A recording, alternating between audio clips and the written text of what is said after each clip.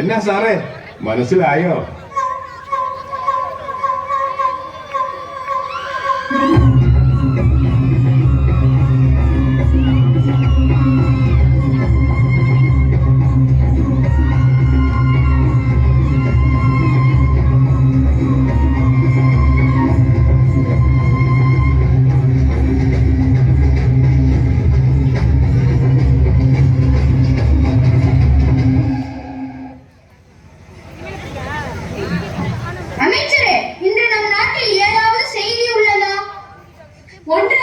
மக்கள் அனைவரும் நலமாக உள்ளனர்.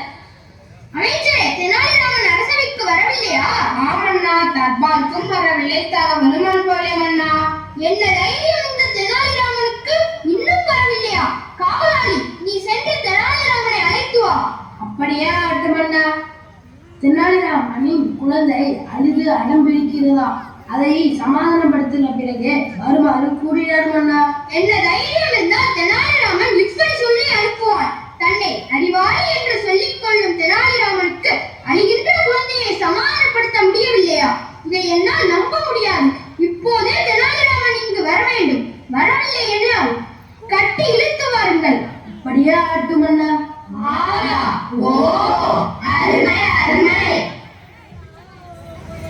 வணக்கம் அண்ணா. தாங்கள் என்னை அழைத்ததின் நோக்கம்? உன்னால் ஒரு குழந்தையை சமாதானப்படுத்த முடியவில்லையா? உலகிலேயே கடினமான செயல் எது என்றால் அது அழுகின்ற குழந்தையை சமாதானப்படுத்துவது மட்டுமே. நீங்கள் எப்பொழுதாவது அழுகின்ற குழந்தையை சமாதானப்படுத்துவீர்களா? ஒரு குழந்தையை சமாதானப்படுத்த தெரியாத உன்னை அரசவை புலவர் என்று சொல்வதற்கே வெட்கமாக உள்ளது. சரிமல்லா, நான் குழந்தையாக மாறி அழுகின்றேன். நீ சிரிக்க வையுங்கள், பார்க்கலாம். எனக்கே சவாலா? பார்ப்போம்.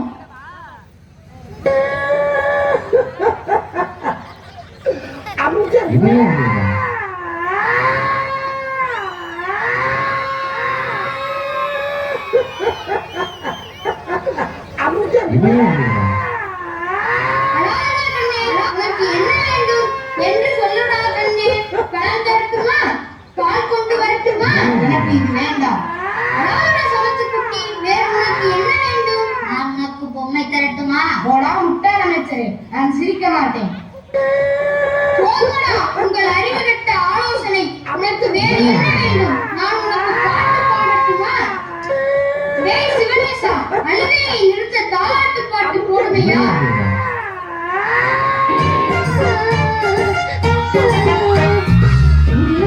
செல்ல குட்டி எங்க போச்சு? கத்திரிக்காய் குடையில தூங்க போச்சு. கத்திரிக்காய் எட்டி முறைக்கு அழுதுருச்சு. அம்மா வந்து கொஞ்சினதோ சிரிச்சிருச்சு.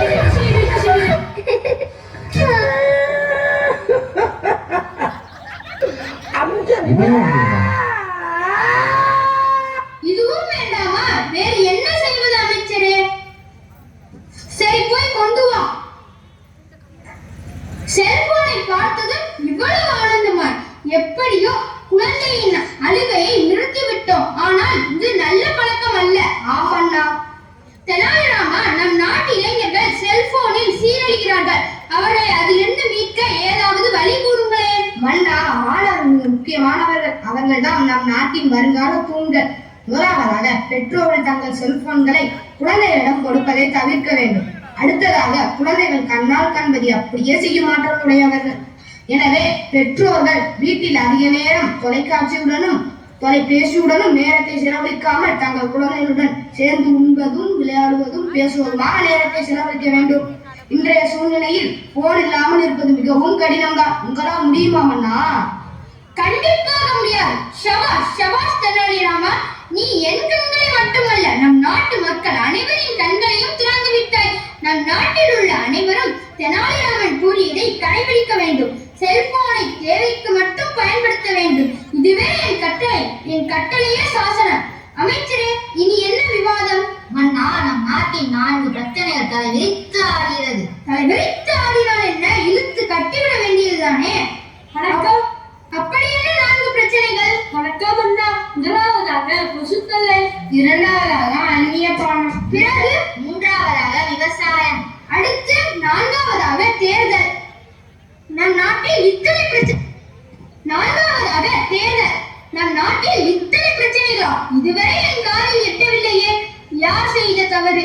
சரி, முதலாவதாக கொசு தொல்லையை ஒழிக்க கூறும் உங்கள் கருத்தை. மன்னா, நாம் கொசுவை பிடித்து நசுக்கி விட்டால் என்ன? அப்படியே உன்னை நசுக்கி விட்டால் என்ன? மன்னா, கொசுவை பிடித்து அறையில் அடைத்து பூட்டி விட்டால் என்ன? அப்படியே உன்னை அடைந்தால் என்ன? அமைச்சர்களே, கொசுக்களை ஒழிப்பதற்கு வழி கேட்டால் வளர்ப்பதற்கா வழி சொல்கிறீர்கள்? யார் அங்கே? யாரா அங்கே? புலவர் தெனாலிராமனை அழைத்து வா.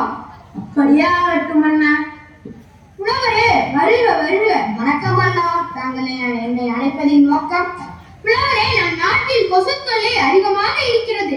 அதை ஒழிப்பதற்கு கூறுங்கள் உங்கள் கருத்தை. மன்னா, வீட்டின் அருகாமையில் குப்பைகளை கொட்டாமல் இருக்க வேண்டும். இரண்டாவதாக வீட்டை சுற்றி தண்ணீர் தேங்காமல் பார்த்துக் கொள்ள வேண்டும்.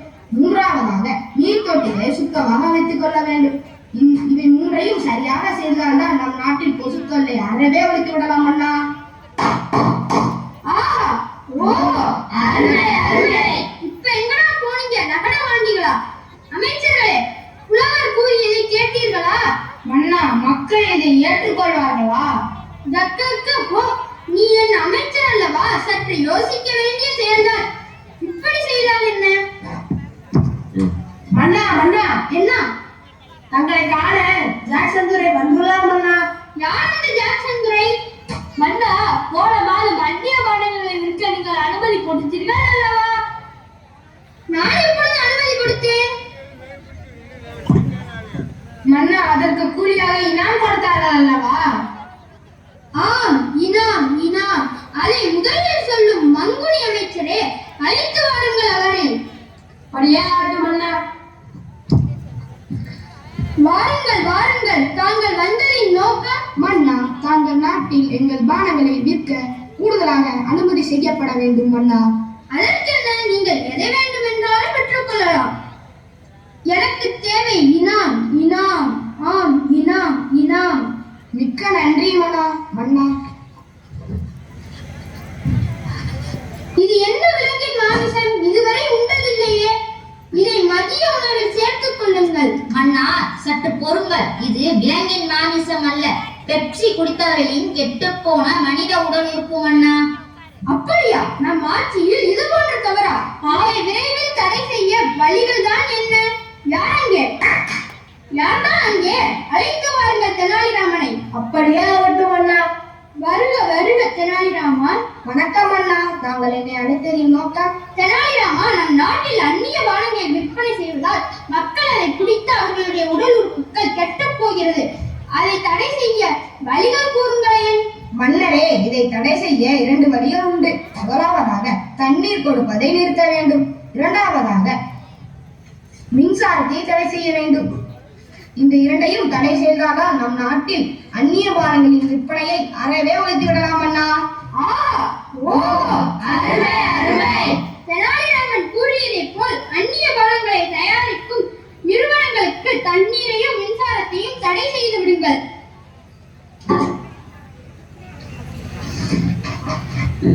மன்னா, மன்னா, நம் நாட்டில் மழை பெய்யாததால் எல்லாம் வறண்டு உணவுக்கே வழி இல்லாமல் தவிக்கின்றோம் அண்ணா. என்ன, நம் நாட்டில் விவசாயிகள் பட்டினியா? இது என் நாட்டிற்கெல்லாம் அவமானம். அமைச்சர்களே, விவசாயம் நம் நாட்டின் முதுகெலும்பு என்றார் காந்தி. அதே போல் நாம் விவசாயிகளுக்கு உடனடியாக தீர்வு காண வேண்டும்.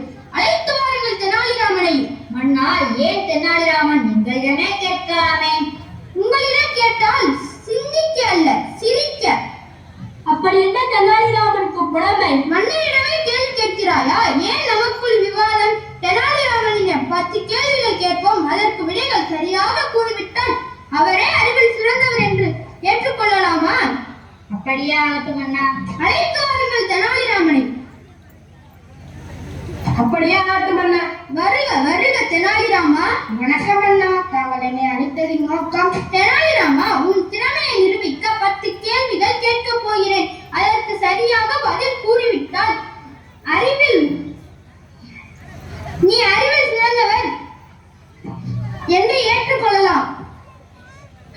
ஹா. ஏன் சிரிக்கிறாய்? ஏன் மன்னா? எனக்கும் சிரிப்பு வருகிறது.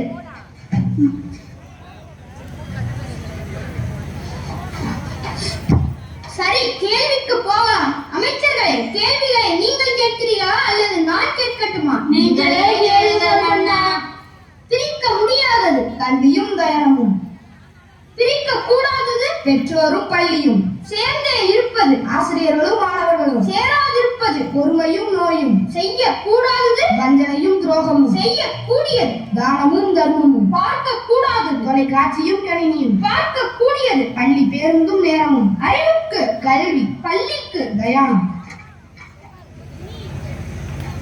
அருமை அருமை. தெனாலிராமா, நம் நாட்டில் விவசாயிகள் பட்டினியால் வாடுகிறார்கள். அதை போக்க ஏதாவது வழிகள் கூறுங்களேன். மன்னரே, விவசாயிகள் மிக முக்கியமானவர்கள். அவர்கள் தான் நம் நாட்டின் வருங்கால். விவசாயிகள் மிக முக்கியமானவர்கள். அவர்களை பாதுகாக்க பல வழிகள் உள்ளன. முதலாவதாக நிலத்தடி நீரை பாதுகாக்க வேண்டும். அடுத்ததாக ஏரி குளங்களை பராமரிக்க வேண்டும். மின்சாரத்தை இலவசமாக பெற வேண்டும். விவசாயிகள் உற்பத்தி செய்த பொருட்களை அவர்களே விலை நிர்ணயம் செய்ய வேண்டும். உடனடியாக கடன்களை ரத்து செய்ய வேண்டும். இதை செய்தால் விவசாயமும் விவசாயிகளின் வாழ்வும் செழிக்கும் மன்னா. ஆகட்டும் தெனாலிராமா.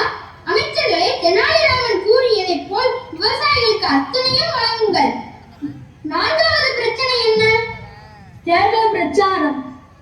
அதற்கென்ன? மன்னா, மக்கள் அவர்கள் வாக்குரிமையை விலக்கி விடுகிறார்கள். அதாவது மக்களுக்கு இலவசத்தை கொடுத்து மக்களை மயக்கி விடுகிறார்கள் மன்னா. அப்படியா? ஓட்டுரிமையை விலைக்கு விற்பவர்களும் லஞ்சம் கொடுப்பவர்களுக்கும் சிறை தண்டனை என்று போட்டால் என்ன? அருமை அருமை. அது மட்டுமா மன்னா? மக்கள் தாங்கள் வாக்குரிமையை பயன்படுத்தி நோட்டாவில் போடுவது, வாக்களிக்க செல்லாமல் இருப்பது போன்ற தவறுகளை செய்கிறார்கள் மன்னா. அவர்களை நாடு கடத்தி விட்டால் என்ன? தெனாலிராமனிடம் கேட்டுக் கொள்ளலாம். யார் எங்கே? தெனாலிராமனை அழைத்து வாருங்கள். அப்படியே ஆகட்டும் மன்னா. வணக்கம் மன்னா. தாங்கள் என்னை அழைப்பதின் நோக்கம்? மக்களுக்கு தேர்தல் குறித்த சரியான தகவலை கூறுங்களேன். எனது வாக்கு எனது உரிமை. எனது வாக்கு விற்பனைக்கு அல்ல. ஒற்றை விரல் நுனியில் நாட்டின் தலையெழுத்தை மாற்றுவோம். வாக்கின் வலிமை தேசத்தின் வலிமை. ஜனநாயகம் காப்போம். ஜாதி மத சமய சார்பற்ற சமத்துவ சமுதாயத்தை படைப்போம். அருமை அருமை.